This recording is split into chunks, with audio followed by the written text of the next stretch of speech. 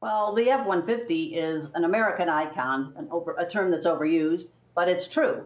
And Ford has had F-Series has had truck leadership for over 4 decades. So going electric is very important to the brand.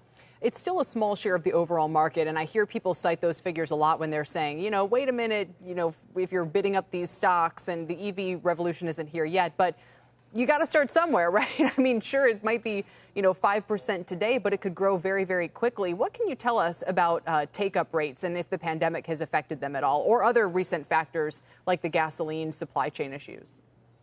Well, right now it is about 2% of the market, but remember, we haven't had that many vehicles to choose from.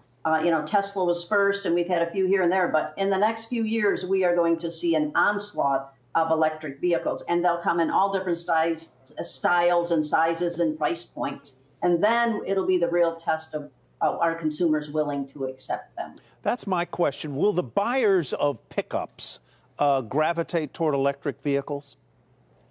That's a good question, Bill. I mean, there is no electric vehicle pickup truck market now. So will there be one? How big will it be? We have an awful lot of players going after that market.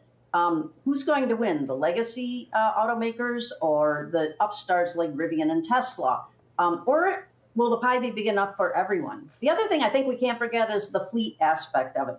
Ford sells to a lot of commercial and government fleets, and those are going electric. So I think that's where there's a big bang for the buck for Ford. I wonder, too, Phil, about the issues that hold people back from buying an EV, which seem to be, for the most part, range of the vehicles and cost. Which of the two do you think is more significant as more of these new ones come to market?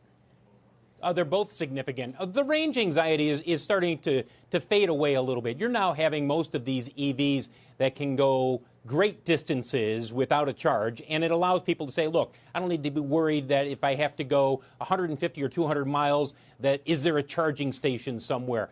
So they're getting past that range anxiety. I think the big question for a lot of people is, give me choices that I can go into a dealership or I can go online and I can say, I can buy electric at this price, something comparable as an internal combustion vehicle would be this price. They don't have that right now. As Michelle mentioned, if you want to go electric, you're probably going to or looking at a Tesla, and you might be saying, well, Tesla isn't exactly what I want, or it's not, I don't want to spend that much. What are your other choices? Extremely limited. So that will change over the next couple of years. What about, Michelle, an all-electric minivan? It's interesting to watch it as we move into the light truck segment away from compact cars. That's where you are going to start to see the prowess or lack thereof of these new technologies on display. Well, right. And if you think about vehicles like pickup trucks, SUVs, minivans, they were not the most fuel efficient vehicles, and they not the lowest emission. So it makes a lot of sense for those to go electric. In vans, you think about minivans that carry a lot of people, vans that transport people around airports, those kind of things. That's where you'd get a big hit on the environment. Who do you think has the lead, Michelle, in terms of electric vehicle development among the big three and then globally? I mean, Tesla has the first mover advantage and the brand that is associated with it. But Phil keeps telling me, hey, watch Volkswagen. They are really all in on this.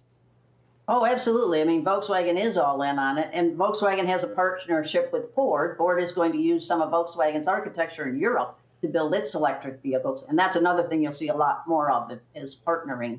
Honda and GM are partnering, so it's kind of hard to decide who is who because there is so much partnering going on, and I think it has to be that way because of the cost.